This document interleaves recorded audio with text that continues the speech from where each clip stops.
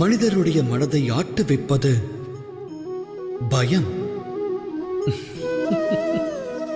மனிதன் வாழ்வில் எப்போதும் பயத்தை தோற்றுவிக்கிறான். அனைவரும் வாழ்வில் ஒரு வழியை தேர்ந்தெடுப்பர். அந்த செயல் கூட மனபயத்தின் அறிகுறியே ஆகும். ஆனால் அந்த பயமானது ஏன் தோன்றுகிறது? சிந்தித்ததுண்டா?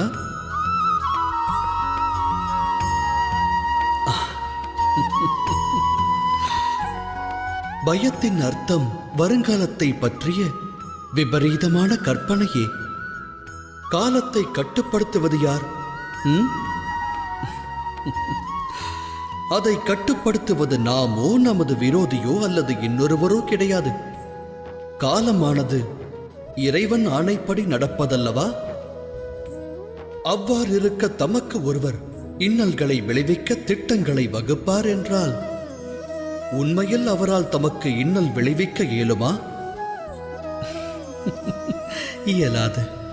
ஆனால் பயம் கொண்ட ஒரு இதயமானது பெரும் ஆபத்தை விளைவிக்க வல்லது. இது சத்தியமல்லவா?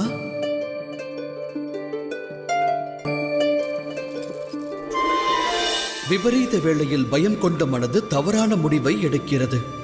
விபரீதத்தை அது மேலும் வினையாக்குகிறது. ஆனால் நம்பிக்கை கொண்ட மனமானது விபரீத வேளையையும் வெகு இலகுவாக வென்று காட்ட வல்லது. அதாவது மனிதன் தனது இதயத்தில் எந்த விபரீதம் நடக்கக்கூடாது என்று பயத்திற்கு இடமளிக்கிறானோ அது நடக்கிறது. இது உண்மையல்லவா?